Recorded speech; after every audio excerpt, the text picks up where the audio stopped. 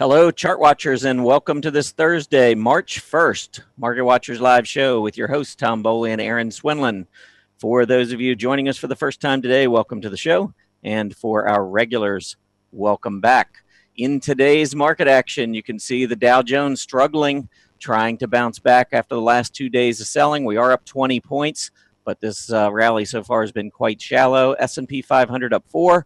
NASDAQ up 15, a little bit better on a relative basis. The Russell 2000, after moving all the way back down to the 1500 level, you can see has actually had a really nice recovery and is leading all of the index on a percentage basis today. The 10-year Treasury yield, after gapping down earlier, is coming back, but still down a basis point to about 2.85%. Volatility looked like it was breaking out above recent highs, trying to get back up above that 21.5, 22 level, and it did it earlier, but it has pulled back and is currently up 2%, well off its earlier highs. Utilities, one of the best performing groups out there today. Of course, with the 10-year Treasury yield struggling the past few days, I think maybe that's giving it a little bit of a lift. You can see, though, on a relative basis, it is still struggling quite a lot, unable to get back up to even that 51 level that it saw at the end of January. The XLE energy, I think, is at a really critical area. I wrote about this in my blog this morning. It is bouncing at this point up 1%. We'll take a look at that in a bit. Railroads helping the transports today. You can see the railroads had actually broken down below the lows about 2 weeks ago, but we have rallied back up today, which is good news. And here you can see the result on the transports, which so far have held those lows from about 7 or 8 trading days ago. Healthcare, XLV, really struggling today, back down at those lows, trying to hold on to gap support. The reason, the medical supply group. Looks horrible on the daily chart, but actually I'm going to show you a longer-term weekly chart in a few minutes. This could be an opportunity in the medical supplies area. And with that, let me bring in my co-host, Erin. How are you doing this morning, Erin? I'm doing quite well this morning. Good. Nothing What's going on? To report here in Southern Cal. I mean, temperatures are about the same as they always are. And yeah, I didn't know if we had an update on the Ducks. What's going on there? Is they making their playoff push? Yeah, we're making that playoff push. I actually have to see after last night whether we're still in third place in the Pacific Division. But, when I was in Vegas, I had one guy tell me, well, the Ducks have, the bet is they're an outside chance for winning the Stanley Cup. And I'm like, yeah, very outside. Yeah, the Caps aren't even in the same arena. So yeah. I just look for regular season championships because that's all they're good for. But anyway, we have a great guest on today. We've got Bruce Fraser back today. And those of you who know Bruce know he is into the Wyckoff. And I'm interested to find out, how Wyckoff handles all this volatility back and forth that we've seen. But how are you doing this morning, Bruce? I'm good. Thank you. Good to be here. Yeah, it's always good to be here. And I know you got some surprises for everybody today because we talked last time about, maybe you sharing a trade with us. And I think you've got one for us today, correct? I have a trade. All right. Definitely. I want to hear how you, just your thought process going through and setting up the trade and how you keep your stops and targets and all that. So we've got a lot to look forward to there. Can't wait to hear about it. Terrific. Yeah, and we're going to bring you back here in about maybe 10, 15 minutes or so after we get everything going. So stick with us there. And I'm going to turn it over to Erin, let her go through the announcements and the agenda, and we'll get everything started. Yeah, absolutely. Busy day. So we're going to get through this quickly. Weekly schedule. Tomorrow I'm doing my workshop on avoiding analysis paralysis. I'll give you my hints and helps. And then we have everything stock charts on Tuesday of next week. Martin Pring will be here on Wednesday. Do not want to miss that particular show. And so far, I think it's going to be an excellent week coming up. But today, our packed agenda. We're going to start off with we have a special announcement we're going to talk about. And then we will bring Bruce Fraser in can't wait to talk to him and see his look at the markets right now. But let's keep going here. 10 and 10 to 1. Our first stock is going to be Thor Industries, THO. So you can go take a look at that. And I will be going over the DP monthly charts. I wrote about them yesterday, and I'm going to give you my live discussion about them. And with that, I'm going to turn it back to you, and let's get this party started. Sounds good. Yeah, because it's the first day of the month, you got all new signals now, monthly signals on your decision points. So everything went final, as I said. So we will look at that closely later in the show. First, let's start off with the 10-year Treasury Yield. And for those of you who are new to the program, I like to start off with this every day. I think that it's one thing to watch what's going on in the stock market. I actually view the bond market as being the smarter market. So when you get divergences where the bond market is acting one way and the stock market is acting another, I tend to look at the bond market more closely as that tends to get the economic picture more correct, I think, in the near term. But anyhow, we've been on this uptrend in the 10-year Treasury yield. We're sideways consolidating now. You can see the PPOs rolled over. So I think it's just moved up a lot here over the last 2 or 3 months. You can see we were down at, 230 back in late November, early December, and we went all the way up to almost 3%. I think we need a little bit of a pause here. And so after money poured out of the bond market, sending yields higher, I think now the market's a little, cautious with what we've seen in the stock market, and getting a new Fed chair and listening to his talk about inflation and so forth. I think we need to consolidate here, and that's what we're seeing. In terms of economic news, it was a busy morning. Initial jobless claims came out this morning, 210,000. Market was expecting 230,000, so good news there. January personal income up 0.4%. Market was expecting 0.3%. Good news there. January personal spending up 0.2%, matching what the market was looking for. February PMI manufacturing index came out shortly after the market opened. A little bit disappointing, 55.3. The market was expecting 55.7. And then 15 minutes later, the February ISM manufacturing index came out, and all was good again, 60.8 versus 58.6. And then finally, also at 10 a.m. this morning, January construction spending came out. It was flat. Market looked for a rise of 0.3%. Home building, home construction can't seem to catch a break at this point. So there you have the 10-year Treasury yield. Not really reacting too strongly. Again, I think that most of the economic data that has come out over the past few months has been pretty bullish, meaning that looking at economic strength ahead. I was really looking at the February ISM manufacturing index, to see that it had bottomed back in the first quarter of 2016. So I thought what I would do is pull up the S&P 500, and let's take a look at the weekly chart. And to go back to the first quarter of 2016, right here is when we had the bottom on the S&P 500. And if you pulled up a chart, and this would be a great example of maybe how you could use a user-defined index like Bill Shelby talked about back on Tuesday. But if you took the data from that ISM manufacturing index and plotted the data and had a user-defined index, I think you would see that the chart on the manufacturing index looks almost identical to the S&P 500 over the past 2 years. Manufacturing activity has continued to pick up. I think that's something to continue to watch very closely, because that is a good sign for economic growth ahead. But here's your weekly S&P 500 chart. I actually still think this is a very bullish chart. I mean, clearly we had some selling, but after all of this buying with almost no pullback, we needed a correction. We got it. Right now, we're still hanging above the 20-week moving average. So even though we've seen some more selling here the past couple of days, so far, we are still holding on to the rising 20-week moving average. I think that's a good sign. Now let's zero in. Let's go to the daily chart. Now, the daily chart, I wrote about this in my blog this morning. I think the 2690 to 2700 area is really important in the short term. I'm not ready to throw in the towel on the bull market if we lose it. I just think in the short term, we could rally from here and move back up to highs. If we fail to hold on to this support level coming across, I think then there's not a whole lot of support, and you talk about a rising VIX and you get that fear meter going again, I could see the selling begin to escalate. And we've seen that the past couple of days. I'm going to go all the way down to the 10-minute 5-day chart and check out the selling in the afternoon back on Tuesday, and then look again yesterday.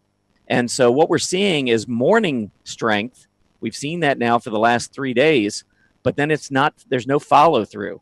And so I'm watching the S&P closely, this 2690, 2700 level, because I think if we lose it, we could either see a major recovery, which I think would be very significant, meaning that market makers are probably on the long side. If we go below 26, let's call it 85, 2685. I think if we go below that intraday and come back up, where we probably are setting another near-term bottom. But if we go below 2685 and you see another one of these big sell-offs, I think the VIX is going to be spiking, and I think that could bring those prior lows into play. And that was something Mark Chaikin was talking about yesterday, how many times when you get the more significant sell-offs, they tend to result in W bottoms as opposed to V. He was still thinking maybe we got a V in play. I think if we lose 2685, it does start to argue more for a double bottom and a W formation. So that's something to watch. I mentioned the VIX, so let's pull up the VIX chart real quick. The VIX definitely is moving back up again. You can see today it's up 5.7%. And each time we get that move to the downside in the S&P 500, it's triggering higher expected volatility, and the VIX moves higher. The two really go hand in hand.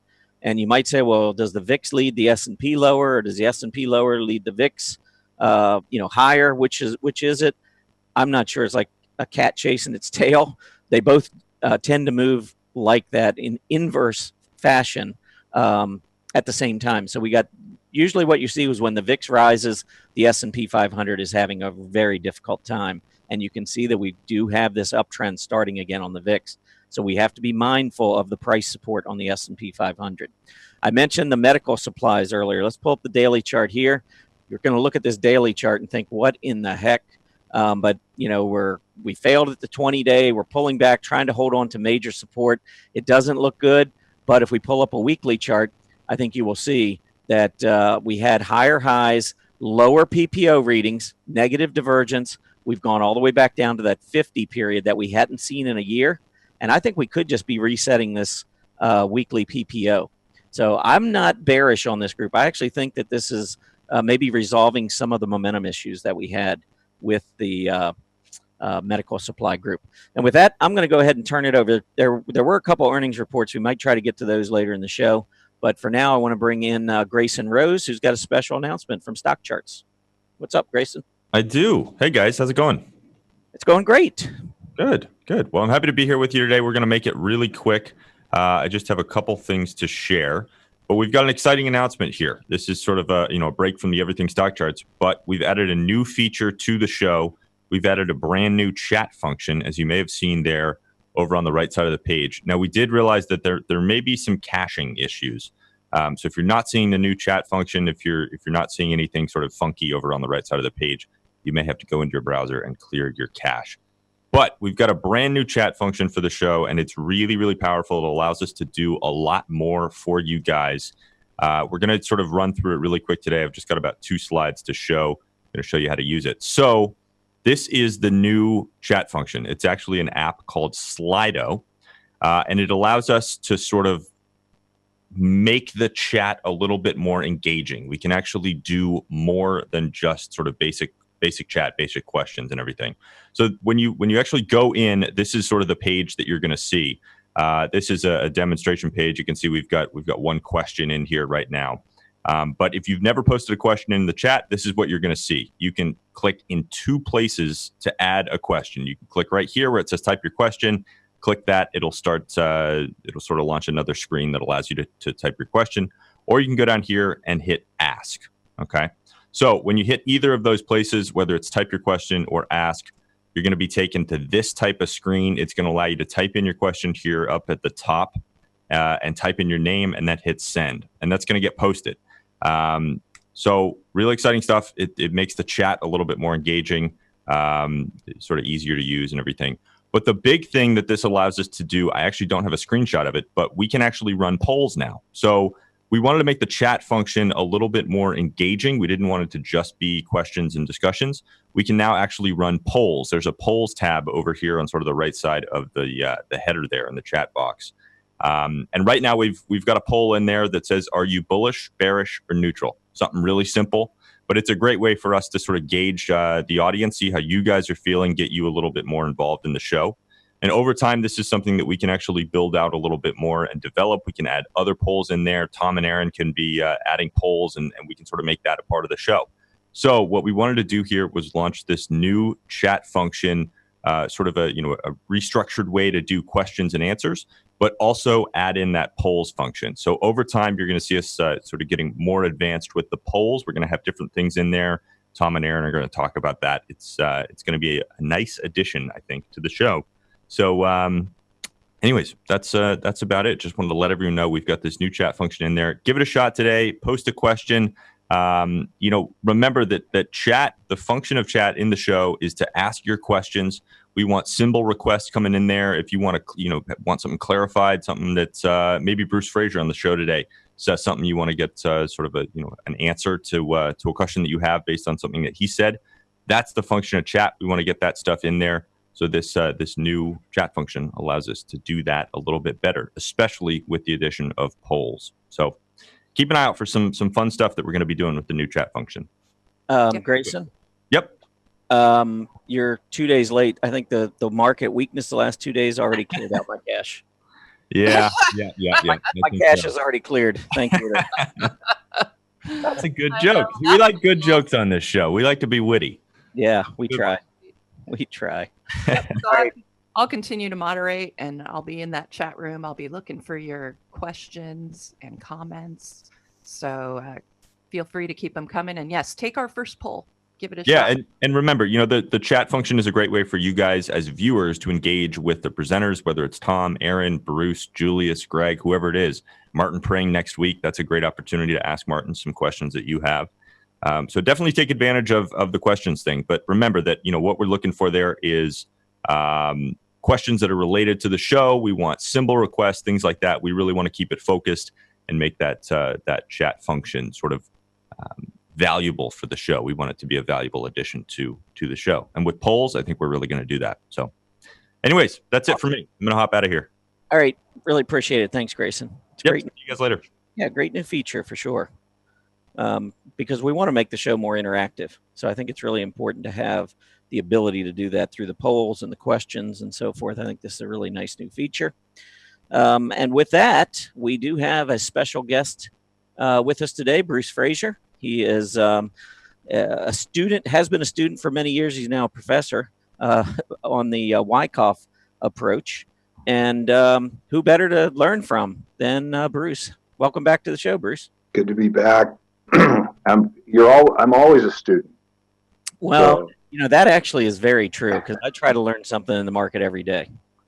So I celebrated my 30th year of teaching technical analysis in Wyckoff last year.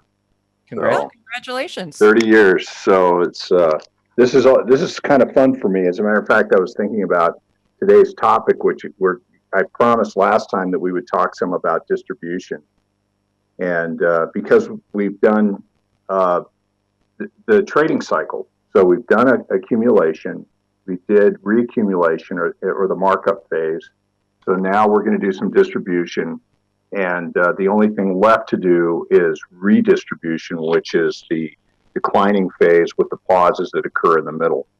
And so this is sort of what we're going to do. But what I thought back on was all the classes that we did and how much energy and excitement there was when we got to the subject of distribution.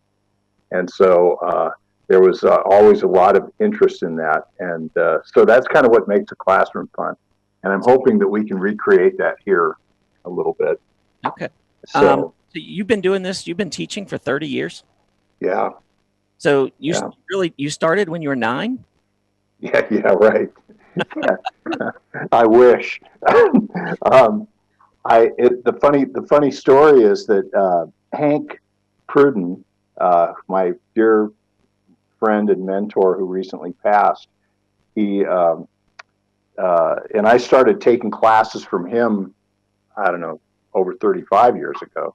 And he came to me and said, I want you to teach my classes because I want to go on sabbatical. And so that's how I ended up going in and starting to teach. And that was in 1987. And so my first semester, I think it was the second or third night of class, and it was the day of the crash, and I had this huge class, and I just didn't have a clue what to tell them. I mean, it was the most horrific thing I'd ever seen. Sounds like us before the show. You said you started in 1987. I couldn't help. I had to mute myself because I was chuckling. Yeah, right, exactly. And I'm thinking Hank is the consummate timer, and nobody was better at distribution. As a matter of fact, he wrote some great articles. I'm going to resurrect those articles somehow. I'm going to make them available to our readers. And so on the whole distribution, and for those that are interested, the short selling function. But I think distribution is important because not only is it important to people that like to short, but it's very important to people that want to be able to exit long positions they've held for a long time in a timely way. And so this really is an important topic for everybody. And we were talking before the show, and we had Mark Chaikin on here yesterday, and he was talking about, his power gauge and the Chaikin money flow, and, getting some really serious clues, by following what's going on in the market action, looking at the volume and so forth. And I know that's part of the approach with Wyckoff. What's your history with the Chaikin money flow? Well, I started following his research. He's really good, and I started following his research back in the early 90s, I think. And I thought his sentiment research was just exceptional, especially his option volume work. And so I used to keep some of those sentiment indicators because I thought the option volume did a really good job, excuse me, of sort of signaling when sentiment was real extreme one way or the other. And I think he did some of the best work of anybody. Yeah, it was a great conversation that we had with him. It was. I can't wait to hear that. I'm looking forward to listening to that. All right. Well, I'm going to let you take the floor and let her, talk about distribution and, some of the things that we should be looking for in terms of either getting out of a long position or maybe even initiating a short position. So, and then I have an anatomy of a trade, which is related to what we're going to talk about today. Okay. So here, can everybody see that? Not yet. Not yet. No, I can still see your picture though, so that's good. Yes. So, okay, so let's see. Yeah, every once in a while it's a little touchy when you're trying to share the screen. It doesn't always want to go, but. Oh, here we go. Let's try this. It's so funny though, guys, because before the show we do this a couple times just to make sure that it's all working and never fails. You got it there. Live show. Here we go. Yep, we got it. I'm so old that when I started, we had to do charts by hand, and I used to do like I had a stack of like 50 point and figure charts that I kept, and all these line charts and bar charts, and I did them all by hand. And then the computer came along, and I remember the first time I saw a chart on a computer screen, and it was the most primitive thing you ever saw. And I'm like, oh, I really want that. So, but anyway, here we are. Yeah, can I ask you one more question before you get started? Of course, yeah, jump in. Okay, because the last time you were on the show, the market looked a lot different than it does today. We've had some crazy selling, panicked moves. We saw the volatility index shoot up to 50. We hadn't seen anything. I mean, Aaron and I kind of joked a little bit, but if the VIX got up to 11 or 12, it was like severe panic setting in there for many, many months. And then all of a sudden, out of nowhere, we go to 50. How does Wyckoff approach a period like this where all of a sudden you got a market that's going up and up and you have this massive move to the downside? I mean, I'm interested in how you can kind of maybe tie that into what you're going to talk about today. Perfect. Well, let's do that. And of course, the sudden shifts of psychology in the marketplace are a lot more violent to the downside after distribution than they even are during the beginning of uptrends. And so the suddenness with which the whole world changes in the markets is legendary. And this is like the 87 crash where I was teaching class that night. And I mean, it was just staggering to see how quickly the market could just unravel. Are you viewing the market right now as bullish, bearish, or are you neutral, kind of watching at this point? The quick answer is, and I'll answer it again, but the quick answer is I think that we're range bound. And so I'm sort of looking at last year, 2017, as being what I call the unimarket, where we just had this liquidity driven market where most things went with the trend. I mean, there was a lot of correlation. Mm-hmm. And now we're in two-way markets. And I believe that even though we're in a range-bound market, which means that, you know, that's just another word for a trading range. And I'll tell you how Wyckoff looks at that. But I do believe that we could have, through 2018, we could have higher highs, but we're going to get deeper corrections. And so we're going to have something that's akin to a trading range where we're going to have a lot of volatility. And Wyckoff is a great tool for handling that. So I don't believe this thing has to necessarily be over. But I do believe that we're going to get more rotation. And this is something that you know, really bring to the game in Market Watchers Live, is you talk so much about rotation. And that's going to be absolutely the key to 2018. I completely agree with you there. Yeah. So I'll keep listening. I'll be listening. Anyway, so here, these are just the schematics. Down here, you can see where to go review these. And of course, we'll put these charts up at the end of the show. But here is accumulation. And we talked about this earlier. And what we're going to talk about with distribution is going to look a lot like this, but it's going to be flipped upside down.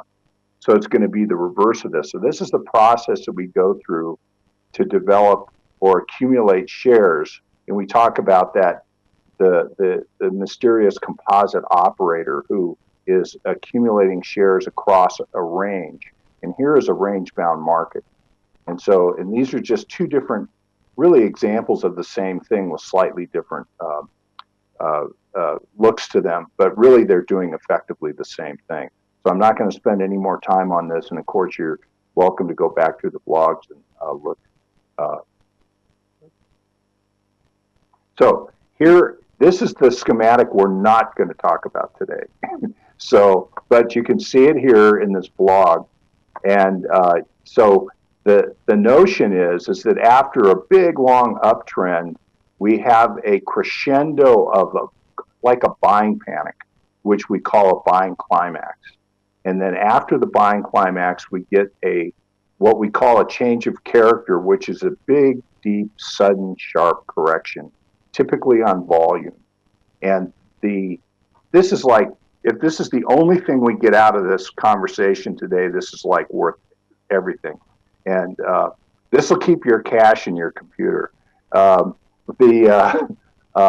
buying climax is where the resistance is going to form from here on across.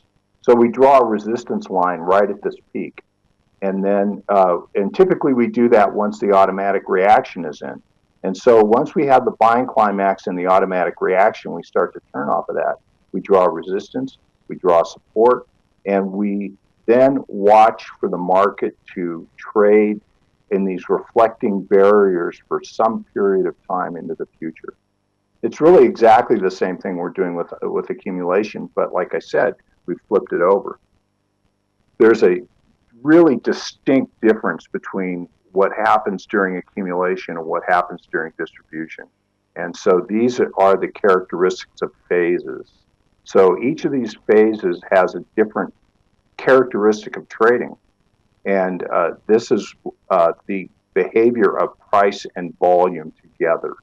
So phase A is the stopping of the advance, big correction, sets the range. Phase B is where, and this is the narrative that we tell ourselves, is that the composite operator, the really smart, really big money, is using this phase B area, which is just this very volatile sideways trading area, to systematically distribute the stock that they were long all the way up. And so they're using this period in here to carefully, stealthily to sell the stock here because this is the place that they have decided to release these shares to the public and to other lesser institutions. And so the thing is that the reason that we have this cap on the upward direction of prices is because of the huge amount of supply that the CO is putting over the market. And they're very careful how they do it. They never trade against themselves. They're not going to drive prices down unnecessarily, but what they're going to do is they're going to use the rallies to systematically release stock to the market. And when the reactions come in, they're going to stop. And they're going to wait until they get another rally. And so they can sell a tremendous amount of stock here, here, here. And then once we get to here, something changes. So phase B is where all of this work is being done. Phase C is the final testing area where the market is now been literally filled up with stock by the CO, and they no longer hold it. And the key to a successful uptrend is to have really large CO types campaigning the stock, sponsoring the stock as it goes higher.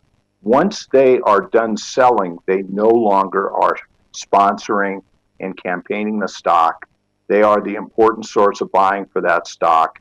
And when they no longer have any, or they may even be short, then they literally abandon this market. And the bids go away. The supply is all been released, and then the market is in a position to just go into a big downtrend. And typically, these are very wicked downtrends. Now, the thing about this is that when you have this kind of a situation, there's something that occurs differently in distribution than occurs in accumulation. And that is, in distribution, the market becomes more and more volatile as you go further in to the distribution area. So here, this is accumulation. The CO types are absorbing shares. They're literally removing shares from the marketplace where they buy them, making them no longer available for trading or for buying, and the stock becomes scarce. Now, we can't see that. We can't see the scarcity other than through the characteristics of price and volume. Well, here we have the characteristics of price and volume showing us ever greater degrees of volatility before the stock or the market can go into a downtrend. Okay, so here we go. This is what we're going to talk about today, and I'll try to go a little faster. So all the characteristics are here, and there's a reason I'm going to focus on this particular schematic today. I have a reason for that, and that is that here we have the stopping action of phase A. Everything's just like it was on the prior schematic. We have a big, wide, volatile trading area in B, where stock is being released by the CO. Phase C, the primary difference is this is the final test before the downtrend is effectively beginning. Phase C is its final testing area. It makes a new high. So notice this, a high, a higher high, a higher high, downtrend. Now, how nasty is that? That's just cruel. So here we are, happily holding our stocks, watching them go to higher highs, and the whole time there's these strong hands that are basically selling their shares. And so, yeah, go ahead. Would you say that final high especially is going to be on relatively light volume since the buying is drying up? Yes, but you could have, good question, because you could have a big spike of volume at the highs. And then volume will tend to expand as it comes off the high. So this volume propelling this upward is low. And that's because the CO is basically not releasing stock to the market on this rally. And so they know that the market just can't handle a lot of stock selling here. So they literally just stop their selling campaign they will sell up here, and then they will sell on a scale down off the peak, and the volume will expand. Bruce, I'm getting a lot of questions, and I don't know if you're going to cover this as you go, but most people, of course, are interested in, what phase is, the S&P or the market in general in, are we seeing, what kind of a period are we looking at this chart with phase?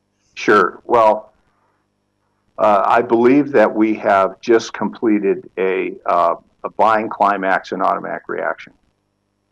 So, quick answer, maybe we can come back and look at some more charts, but that huge decline that occurred in the beginning of February, remember that January, the whole month up, was just a monster. And it was, January was a climax month. That's the way I'm thinking of it, because it just went like this, up and up and up and up. And then February, bang, we had this huge outsized reaction. A lot of volume, a lot of volatility. This is exactly what automatic reactions look like.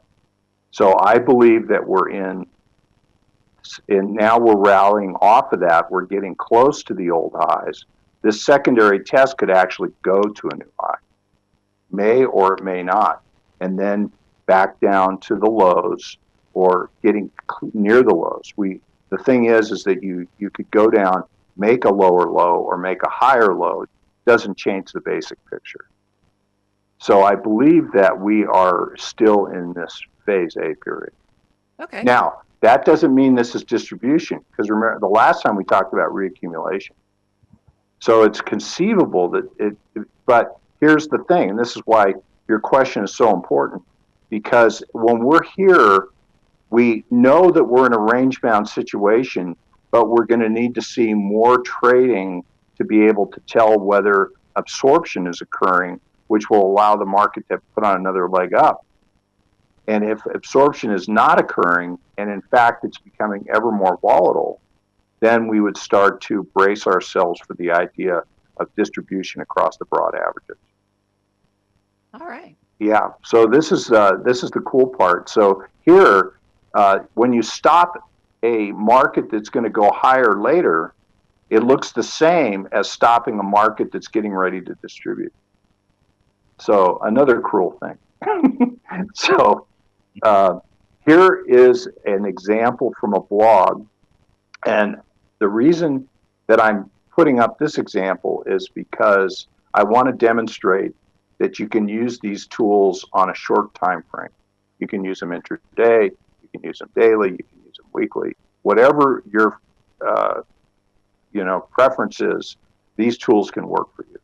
So here is a real life example that I put up as a blog post. It's called, it's from a few weeks ago, called Apple Pie, I think. So you can go look at this chart, and I have a point figure chart too. So here, big climax run, higher highs throughout. This is called preliminary supply, and this should worry us, because look at this. Look at what happens after the preliminary supply. Big bout of selling on volume. So this is a big warning, and we see the market then collect itself, go back up. This is a very long trend channel. So this trend channel goes way, way back in time. And look at how well it worked. This is a definition of overbought of the trend channel. Now look here. Rallies up, jumps through the climax area, has a gap at the end, and builds a buying climax, and then we have an automatic reaction. Quick, sharp reaction. We draw resistance, we draw support. We do that right away. And then we can see secondary test, sign of weakness in phase B, an up thrust. I mean, all the things we just looked at. And so here, look at this. Look at the volatility. Look at this huge gap as it goes back down. So this is the thing that we look for. Volatility is high, it's higher, and then we have this march up to a new high, which is above this resistance area. And let's look at the volume during here. So the volume is not particularly high as it's going up here, so making Tom's point. And then as we get up to the area of the peak, we can see here that the volume starts to expand. And so we can see that there's a little climax bar here, a secondary test, and then a right-of-way weakness back into the trading range. And we'd say this is a distribution on a minor scale. So, and then we do a point figure count, and here's the phases. And so we can see all the phases are present. Phase E is going into the markdown. So here is the chart. This is in the blog. So look at this. So we have this very well-defined accumulation area. So this is a reaccumulation. Counts 180 to 193, goes exactly to 180 on the upthrust, and then it builds a small count. This is just a trading count. So for people that like to swing trade or small, just trades the tighter time frames, here it is, and it goes right to 157, 152, and we won't dwell on this, but it went right to 152, and then turned around and rallied right off of that and went back to the highs. So there's just a small example. Now here's a really big example, and this was the blog I wrote last week. And excuse me for going fast because I want to get my anatomy of a trade in here before we finish. And this is kind of my case study that I want to focus on because I think it's just a remarkably good case study. Now, I like to campaign stocks. So just to be clear about sort of my preference is that I like to do these things. I like to catch these big trends that go up and up and up and up. And so this is my preference. So you look for accumulation, this is the schematic we saw in the first slide. We see that there's a big cause being built. We can count with point figure, which is I have that chart, but for now, the high is 115.71, and at the upthrust, it goes to like 118, and then turns right off of that. So it did a really good job of telling us that how much fuel is in the tank, big uptrend, a lot of potential, had a really good move, great campaign, and then look what happens. This is a more than a year-long distribution that is like the schematic we just looked at with an upthrust at the end. This is one of the biggest and most beautiful examples that I've seen. So I thought, well, let's look at this and just kind of put the pieces together. So here's all the markups for this, but I am going to, unless there's any questions. So here's the point figure count, just so you can see it.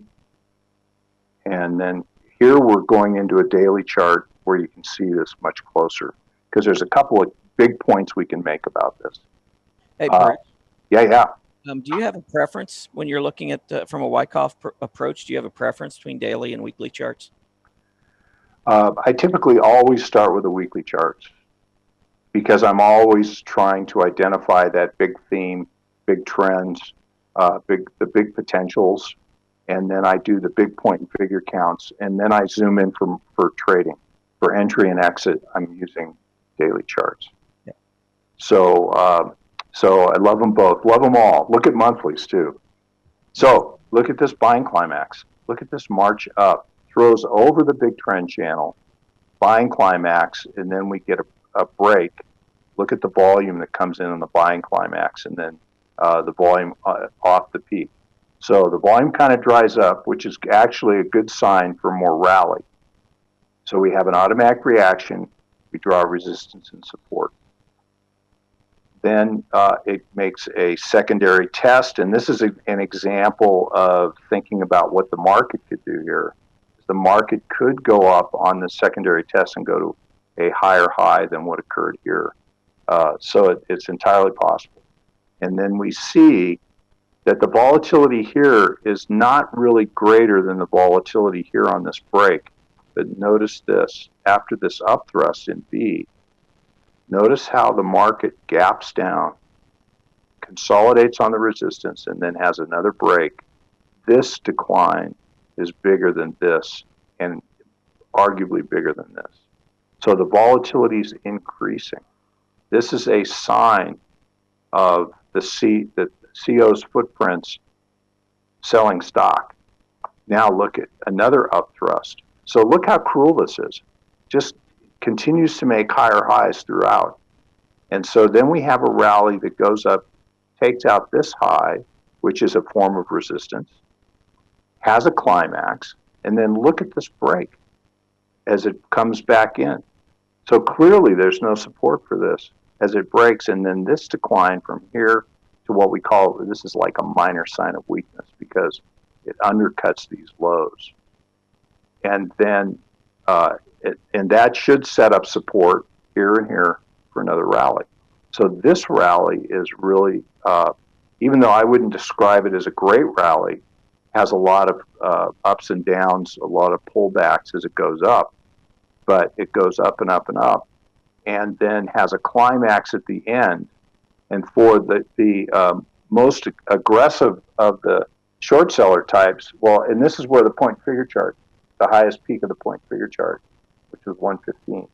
So this is an up thrust, a minor test, a break. This breaks the trend channel, comes back up for a test, and it tests the trend channel. These are classic places for the short sellers to short if they're really aggressive. Short in here, just put your stop above this high with the expectation it's not going to get above that. So here you have this is the break that's the tell for poker players out there. You're looking for the tell. This is it. And that is this decline from here back into the range.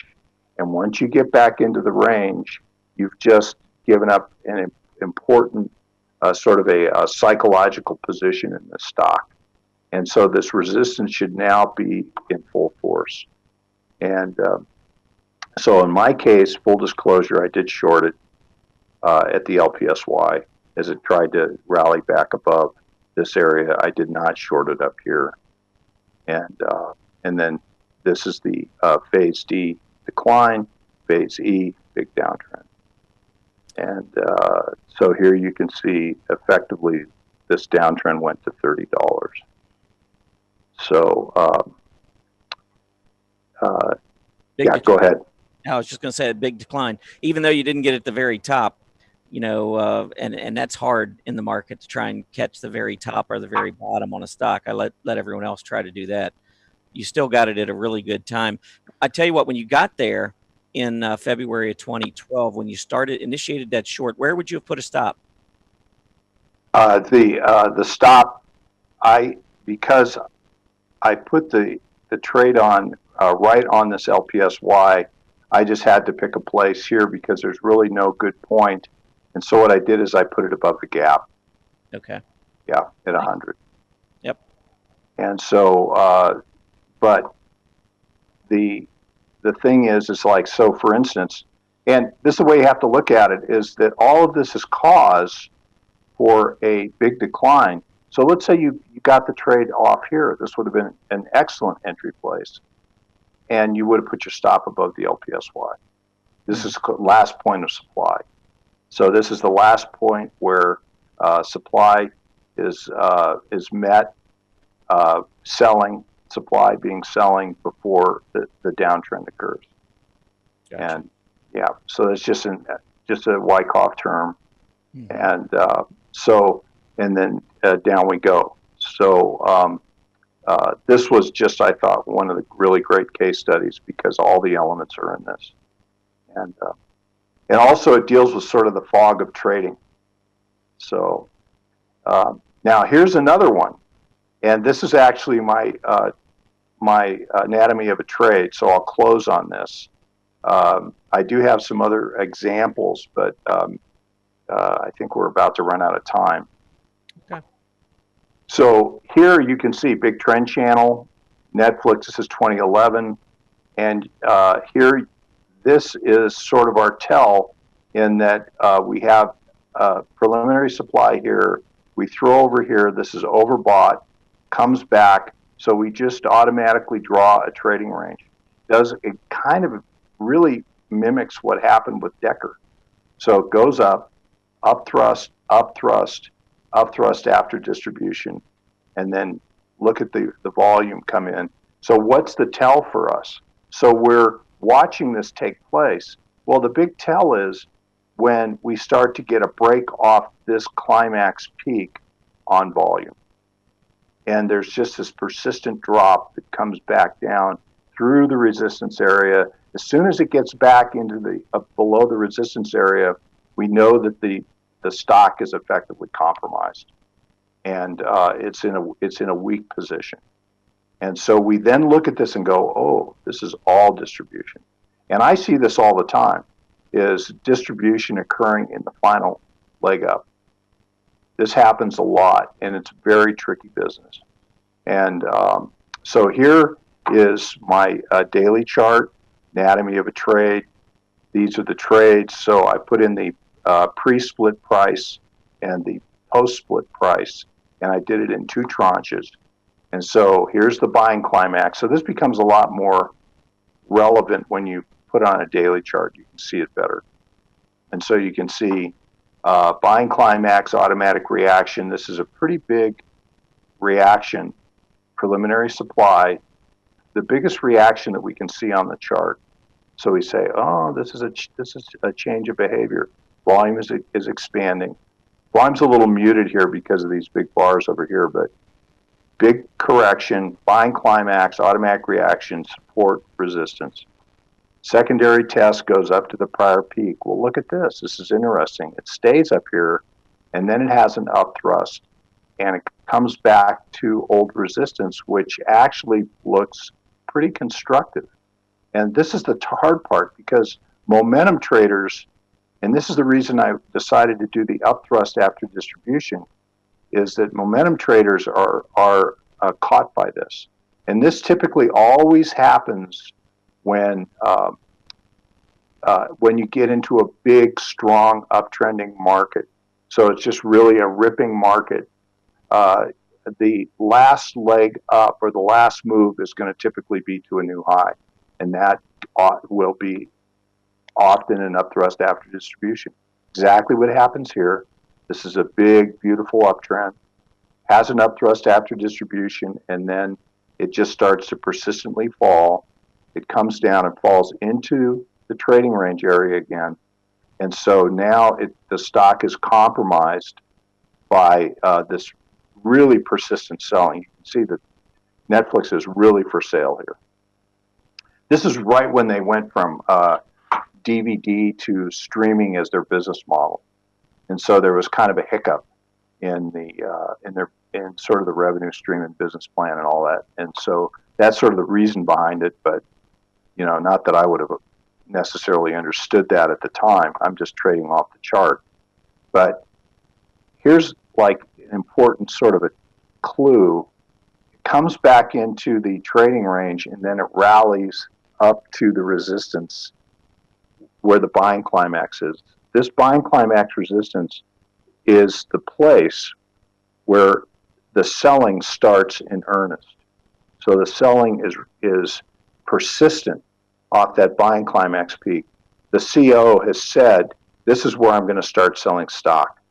The CO sees that this is profoundly weak now. They are going to be happy to sell stock at this level. And so this is a place where there should be formidable resistance. So this is the place that I put my first position on. And so I put it on at on this date, and at 240.55. And then after that, it fell further into the trading range, and then it rallied up into an LPSY. So this is a break of this support area. So we call this a minor sign of weakness. And then it rallied up, and it was I was 1 day early.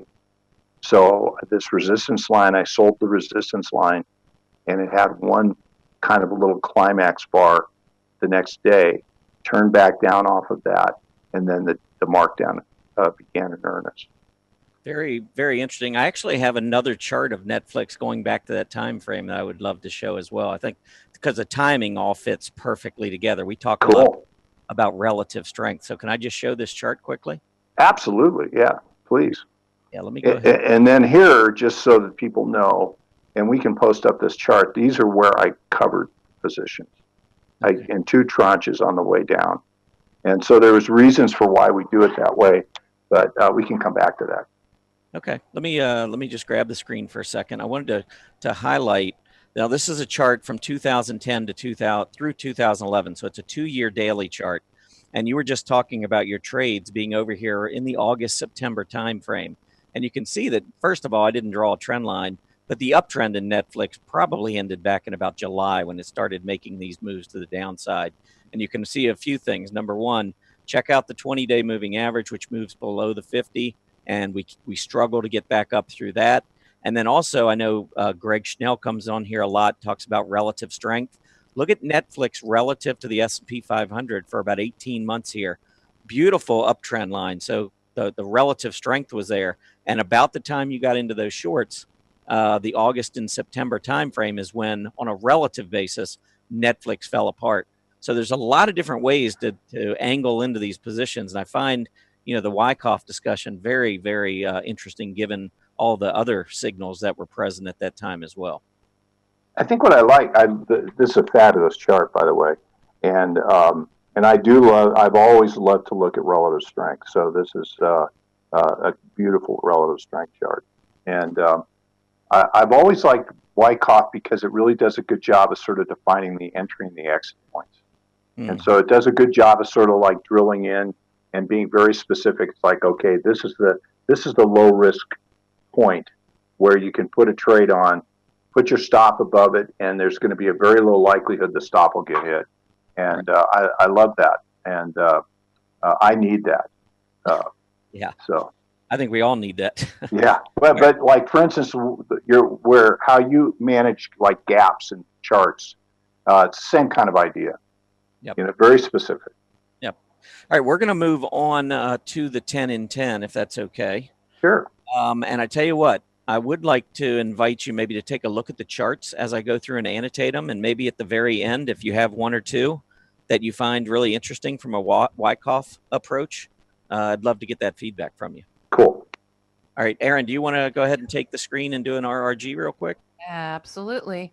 Everybody's figuring out the new chat function because I have a ton of 10 and 10 requests right now. So that's good. Do it. All right.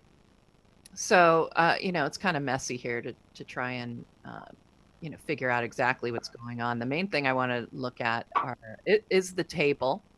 And this gives you an idea of your requests. I thought it was interesting. We have an awful lot of them in the weak category, the lagging category. I usually like to try and take some of the blue improvings, but we'll see. I have so many here. We're just going to go and check this out. But go ahead and start with Thor Industries, THO. All right, I'm going to try and go through these pretty quickly. So THO, first of all, you can see the move down on very heavy volume below the moving average, and they got the death cross, the 20 going below the 50. We did get a little bit of a push here with heavy volume above the 20, and we quickly retreated back down.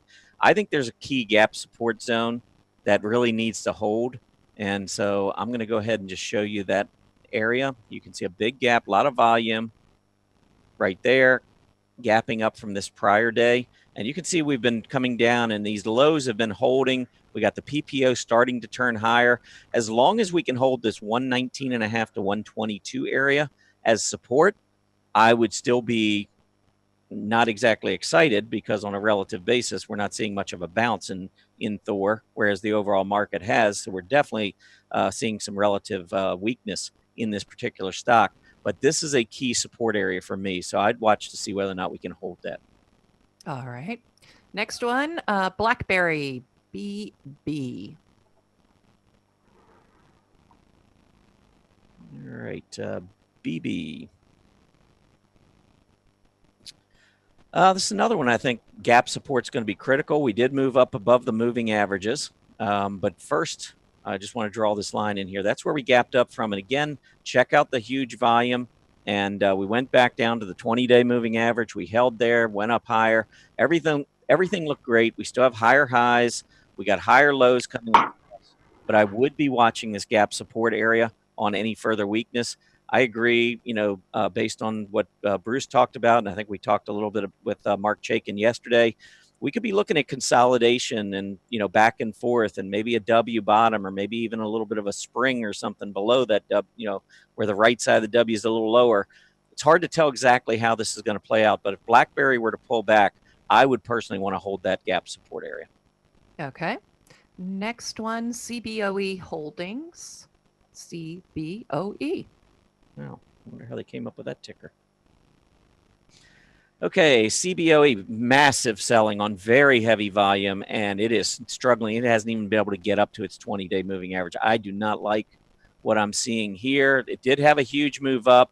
I think there was something about Bitcoin with CBOE, if I'm not mistaken. I think there was a lot of a rally because of that. And of course, Bitcoin's kind of lost a little bit of its luster. I'd be watching this right in here around 117.5. We had a huge gap down, very, very heavy volume, got all the way down to 107. We reacted by closing back at 117. And then after a couple more gap downs, we came back up. We hit 117.5. So I think that's going to be the critical area to get through back to the upside. So I'm not interested in this stock until we can begin to repair the chart there. To the downside, well, probably that's the bottom of this last hollow candle is where we gapped down. We went down intraday further, came back. But I would be looking between about 104 and 117.5 as a trading range for now. I'm not really interested in the stock until it starts to show me a little bit more strength, though. All right, let's see. The next one I have is going to be Network Appliance and TAP. Yeah, this is actually one of my favorite stocks. There is a little bit of a head and shoulder pattern we got to keep an eye on. So I'll just draw the neckline in. Oops. Sorry about that. Not sure what the heck happened there. I just lost my annotations. All right, let's try this again. I would just keep an eye real closely on the neckline right in here. You can see we actually gapped below it, went trading down on massive volume, but came all the way back up. I think that's a really bullish candlestick on this kind of volume to finish at the high of the day after breaking down. I think that was maybe some sort of false breakdown, maybe to accumulate shares, but we are still range bound. So I would continue to play this range, maybe even draw it down to about 54 up to 64. I think we're in there for now, but I don't think this potential head and shoulder pattern is going to execute. I think Network Appliance is going to head higher. Okay. How about Car Auction Services, KAR? All right, KAR, I like on a relative basis what it's been doing. It's got all the way back up near the breakout level recently. Very heavy volume yesterday. I'm not sure if that was earnings related, but that was a really nice move from 52 up to roughly 54, a little bit above 54, and getting close to that high. I think we've got maybe a little bit of a cup. Excellent volume on the right side, with the exception of this one day where we gapped up and failed. This has been a move up and a very bullish one indeed. So I think for me, I would go ahead and put that resistance in right there. Clearly, the support is going to be there. That was the prior breakout level, by the way, taking out this high. So we went right down, tested that support. Again, very wide range, 49 to a little bit over 55. We're near the high, so I wouldn't be buying it at this level, but I am bullish the stock. I think a pullback into this gap support zone near that 20-day moving average is something I'd be interested in from a long perspective. Okay. Next one, Berkshire Hathaway, BRK/B. All right, Berkshire, we can't really argue with Warren Buffett, can you? We need to get Warren on the show. That would be a great. Oh, wouldn't that be great? I'm sure he'd love to do our show. We'd be talking technicals and he'd be looking at us like we're crazy. Exactly. Yeah, I would say between 190 and 217. Again, this is created, and I agree completely with Bruce. I think that all of this volatility is creating these wide areas where we could see a lot more volatility in the days and weeks ahead. And we're seeing a little bit of that with Berkshire, even with the recent gap up, and now we're all the way back down near gap support. I think it's fine. I still think it's in an uptrend. I think the correction was necessary in the overall market. We've gotten a nice bounce back from it. One thing I'm looking for possibly is some sort of continuation pattern. And here with Berkshire, maybe we'll be looking at maybe a symmetrical triangle of some sort. But I'm bullish, but it's sitting in the middle of the range. I don't think there's anything to do here. All right. Next one, very quickly, FISV, Yeah, why don't we just make this the last one, and then I'd like to get a couple comments from Bruce if he has it. Absolutely. And if you saw anything on your PMO as well, let's just take a look at these. But Fiserv, we did make a breakout, which is nice, but at this point anyway, we're struggling to hold on to it. So we got a breakout. Volume wasn't great, and now for the fourth day in a row, we are seeing these big red candles. I don't know. This could be, I forget what you call it, Bruce, but it looks like, maybe with the breakout, this is something to keep an eye on when we're pulling back on heavier volume. But that's about what I have. Is there anything that you see on this one or any of the others, Bruce? The return back below your resistance line is going to be really important. It needs to hold here. Yeah. And if it can hold here, then it has the potential to keep going because on a relative strength basis, it's acting pretty well. Mm-hmm. Making a new high. It's ahead of the market. And and it just needs to be able to stabilize here and then try to turn back up. So a low volume day to day would be, let's say it closes down or closes in this area.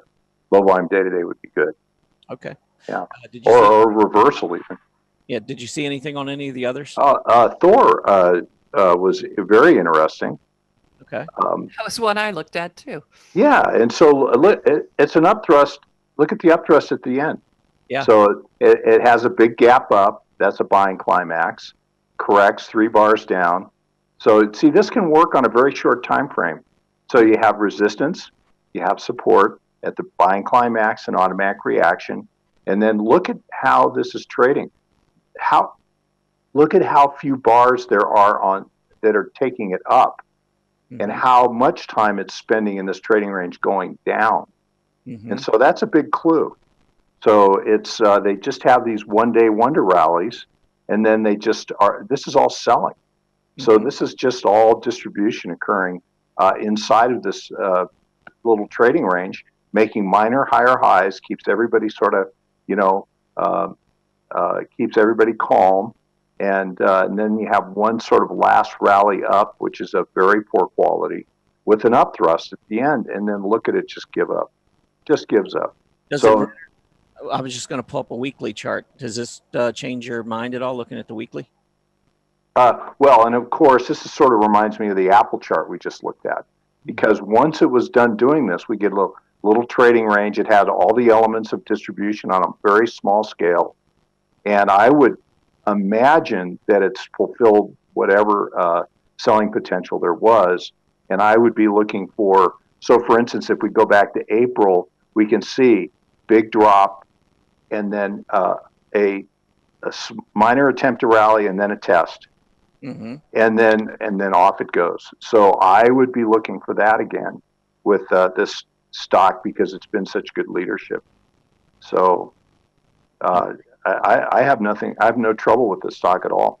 Okay. It's just that there's a very cool little structure in there, and it worked.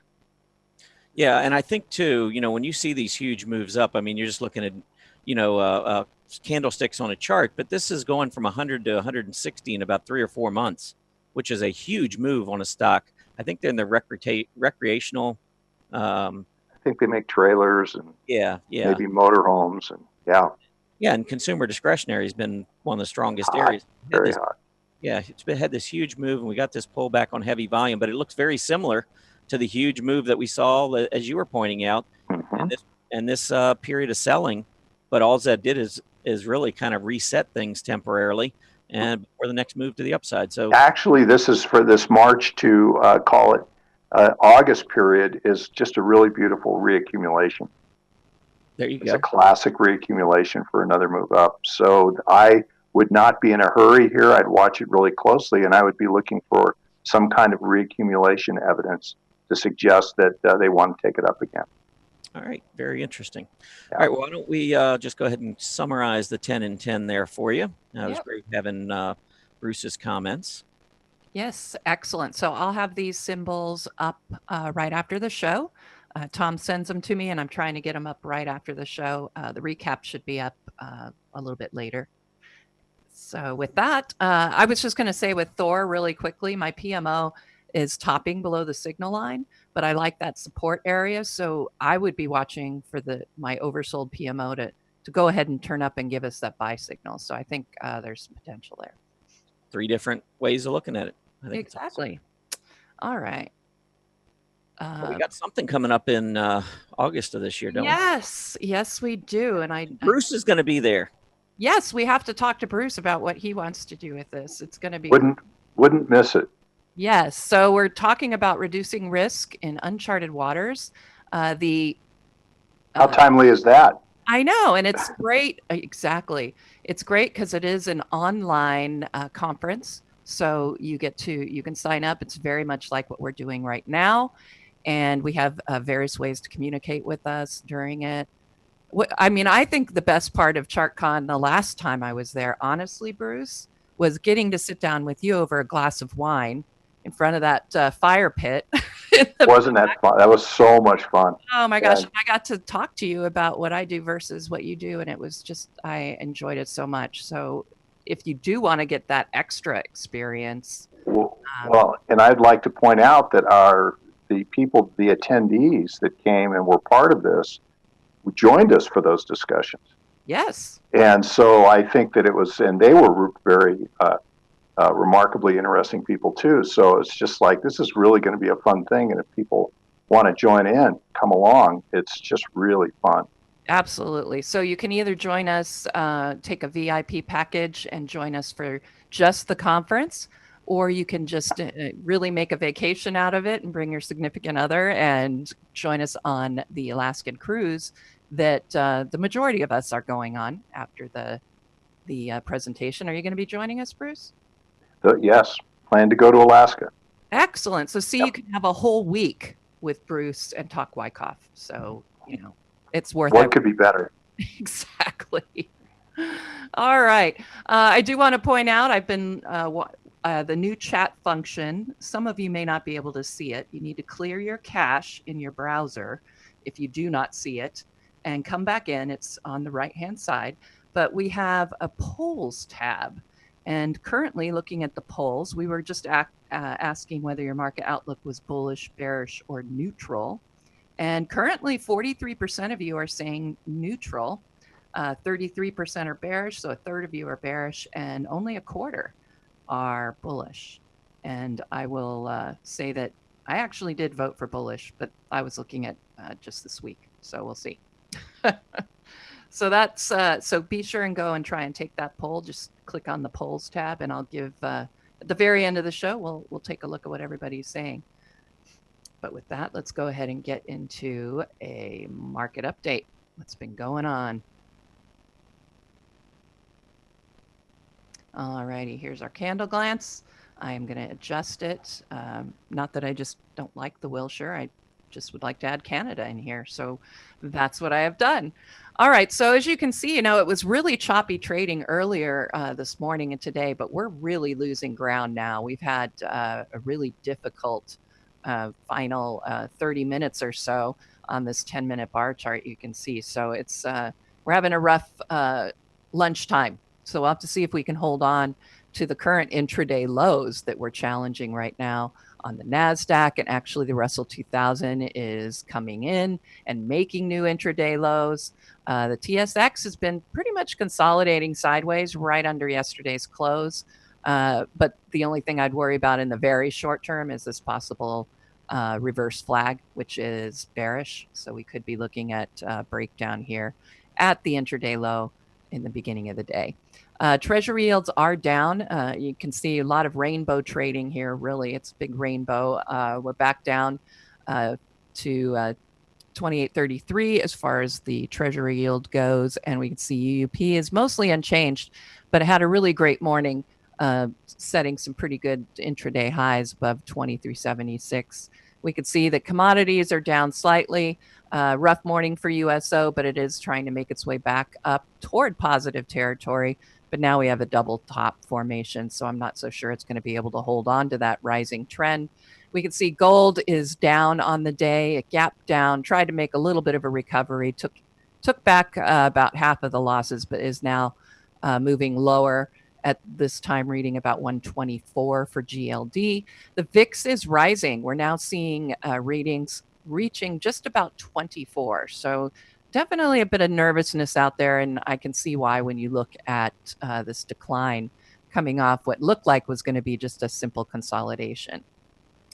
And with that, I'm going to close off the market update. I have a lot to present here for you in the long-term view. I know we really stick to the shorter-term view a lot for this show, but it is a daily show, so that's kind of where we want to focus. But, you know, I have my decision point longer-term, intermediate-term outlook, so we do want to give you that now and then as to what's going on. Since we closed out the month yesterday, I went ahead and looked at all of the monthly charts to see what our signals are looking like. And you can find it right over here. In fact, look, I'm in the popular articles right now. So I'm not going to use this as our platform to talk about the charts, but we're going to look at these same charts. So the big news, I mean, for me, when I look at this shorter term, of course, we're talking shorter term right this moment. When I look at this scoreboard, we are seeing the only sell signal on the scoreboards right now is the short-term PMO signal on the Dow. And I expected that to turn, but you know, with the current decline, the PMO just hasn't been able to leapfrog. And now I think these others are going to be in jeopardy. But we'll look at that tomorrow. I want to concentrate on the longer term right now. So let's go ahead and look over here. So I'm going to just go down the line looking at the monthly charts, and very quickly, it's going to be a little fire hose, but a lot of these charts have a lot of similarities. All right. So Carl and I had been talking, and you know, we're starting to see these rising wedges on the large cap and as well as some of the mid and smaller cap stocks. And in addition to this bearish rising wedge, we're seeing the PMOs in the long term, the monthly PMOs are starting to decelerate. And as you can see with our monthly PMOs, you know, typically we don't get a whole lot of signals. And when we get these turns, a lot of times they lead to those signals. So I'm not liking the fact we're seeing a top right now. The good news is that if we do top here, it is higher than the previous PMO top. So that would be, you know, a bullish confirmation, at least of the current rising trend. What worries me most when I look at these monthly charts is when you draw in, you annotate these wedges, there's a lot of room to go down to test the bottom of them. So even if they're not going to execute and we're not going to see a drop out of those wedges, there's still a lot of territory that could still be covered to test that rising bottoms trend line. So that concerns me. And we're talking again, this is a monthly chart. We're looking at 20 years here. So this is a very long-term rising wedge. It would take a lot of time probably to break down from it. But the main thing I want to concentrate on is really the rising bottoms trend lines. And, you know, like I said, even if we don't get that breakdown out of the wedge, just testing that rising bottoms trend line would put us for the Dow, you know, close to 22,000, maybe 23, depending on how long it takes to get down here to test it. So the positive on that chart is the PMO top above the previous PMO top. Not so fortunate when we look at the other large cap indexes. Let me make this a little bigger here. We don't have to keep scrolling. So what I'm seeing here, again, another bearish rising wedge on the NASDAQ, but we are on the buy signal. There's a little bit of deceleration here. I'm not seeing a lot of it, especially when I look in the thumbnail. So I feel like the NASDAQ is a bit healthier. But if we do top here, it will be below the previous PMO top. And that could be an issue in that it would be a negative divergence. So we want to see it at least rise to get past this previous PMO top. That will give me a little bit more confidence. But again, this rising bottoms trend line, and I would say this is probably one of the steeper ones in the long term. I think you could get steeper if you drew from, you know, this low here in 2016, but I'm looking at a real long-term picture. And the drop would bring us about, down to 6,000 on the NASDAQ 100 and maybe 6,200, depending on how fast it would take to move down. But again, these are wedges, bearish rising wedges. The expectation is a breakdown from them. And I put in the area of support should we actually see that breakdown. I'm not so certain we're going to see that. If we do see that, I know Tom McClellan was talking about the March-April timeframe to continue a downtrend. I think when he was on here before, I think that supports that. OEX and SPX look pretty much the same as the NASDAQ. Still looking at the rising wedge. I don't like the OEX is really topping here on its monthly chart, which is not positive, obviously, and it's well below the previous PMO top. So I'm not liking that. But like I said, the main problem here is the distance to travel down to that rising bottoms trend line. All right. The S&P, again, looks very similar. You've got that long-term rising wedge. The distance down to that rising bottoms trend line isn't horrible. It would put us down into that, a little bit lower, 2450, right around there, maybe 2500. Depends on how quickly, again, that it starts to fall. But we actually are seeing a top now on the PMO for the S&P. This wasn't apparent yesterday, but given the trading so far this month, all one day of it, it's actually turned it down. We'll want to see what it looks like at the end of next month when it goes final. Quickly here, the monthly chart for the mid caps. I think this one's probably one of the more positive in terms of the price pattern. It's more of a rising trend channel rather than a wedge. Just in that, I wanted to go from this low here back in 2015. It looked, when I was looking at it, I just really couldn't make a case, I didn't think, for the wedge as I did with the others. However, this PMO has definitely topped, and it is definitely topped below its previous top. So there's weakness here.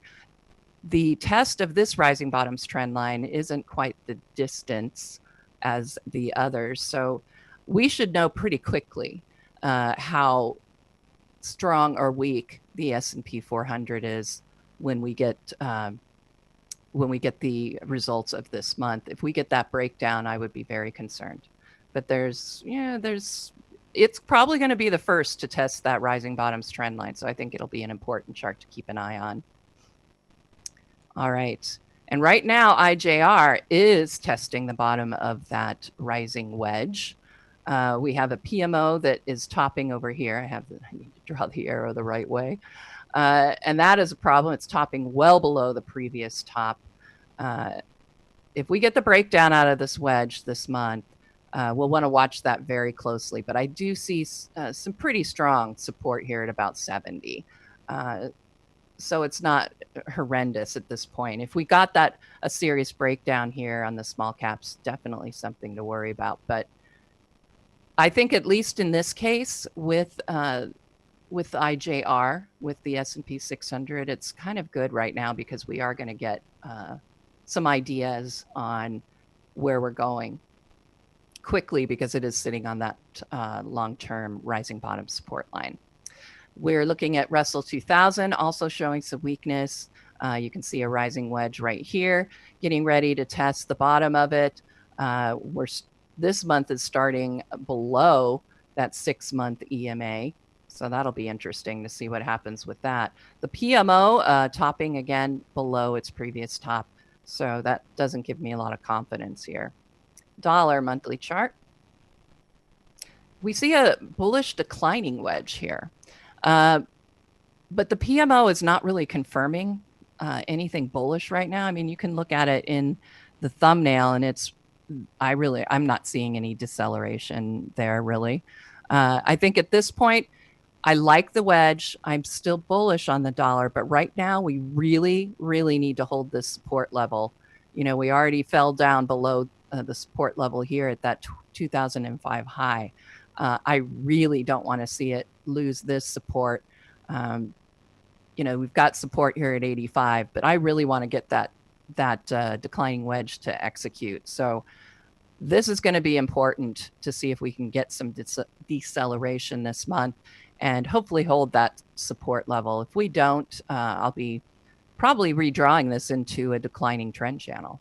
So we'll see what happens next month. Monthly gold chart. I know this is confusing a lot to people, so I'm bullish on the dollar long term. I'm bullish on gold long term as well, and I know they do tend to travel in opposite directions, but it's not always the case. I think you can make a case here that we have an ascending triangle here.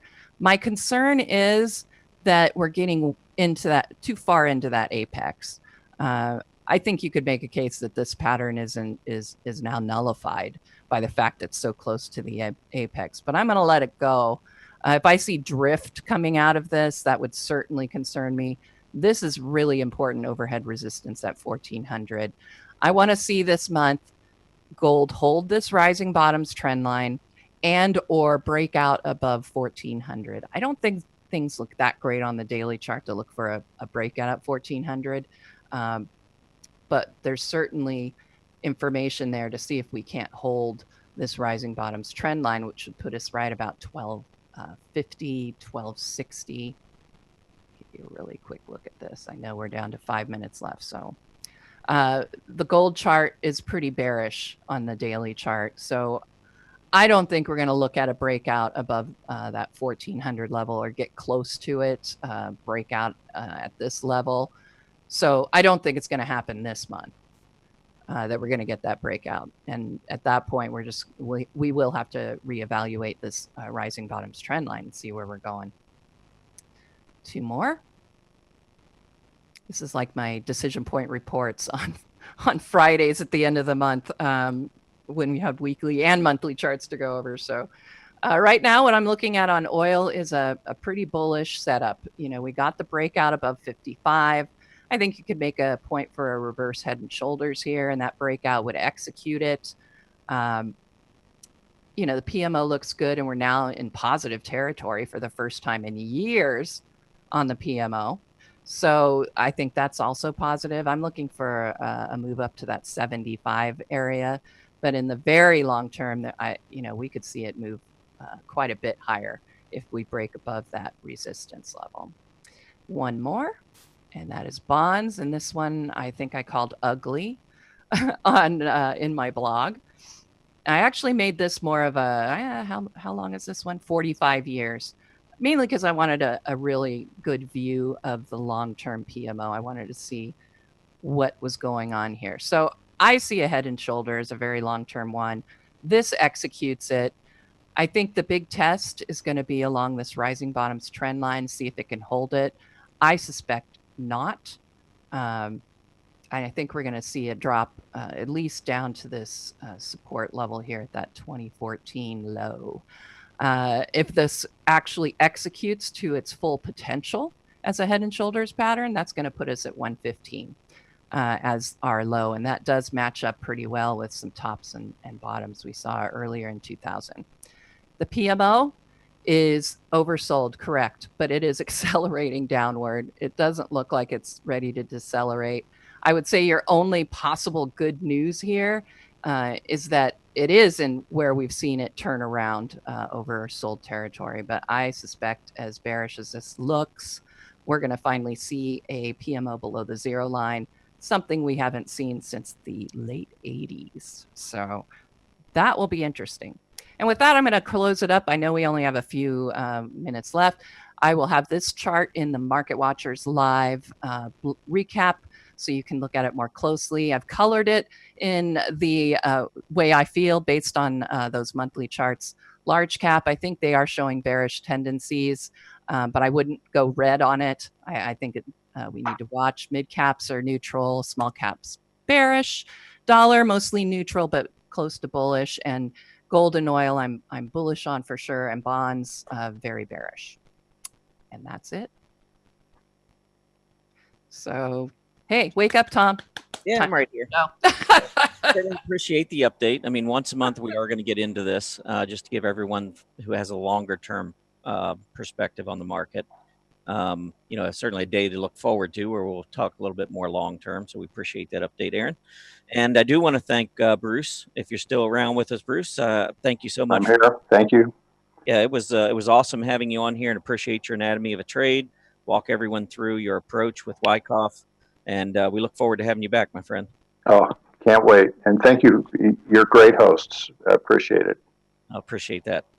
Okay, well, Aaron, we are ready to wrap up. You got the weekly schedule. What are your thoughts today? I mean, we got some nasty action going on today. Yeah, absolutely. I'm not overly surprised based on my indicators. They're really starting to worry me, though, those indicators. And you're going to see those in Carl's write-up. But next week, got lots to do. We've got Martin Pring coming in for one thing. So definitely continue to watch us every day because we have so much information. Tomorrow, I'm going to do avoiding analysis paralysis. There you go. That should be a very interesting discussion, because I think we all suffer from that from time to time. Looking at the market, I mean, I did take a quick look at the S&P. We went below that 2685, 2690 support area, got down to 2681 at the low. We're back to 2692. This is going to be an interesting afternoon. We're either putting in my opinion, a short-term bottom where we close back above 2700, or if we get another afternoon of selling, I think we're going to see the VIX pick up, and it could get ugly. So we'll see how we finish today. But I do want to thank everybody for stopping by today and joining us. Please remember to complete the survey as you exit. We love to get your feedback and hear what you think of Market Watchers Live. As a quick reminder, Market Watchers Live airs 5 days a week, Mondays through Fridays, from noon to 1:30 p.m. Eastern Standard Time. Have a great Thursday afternoon, everybody. We'll be back here on Friday, so we will see you tomorrow. Happy trading.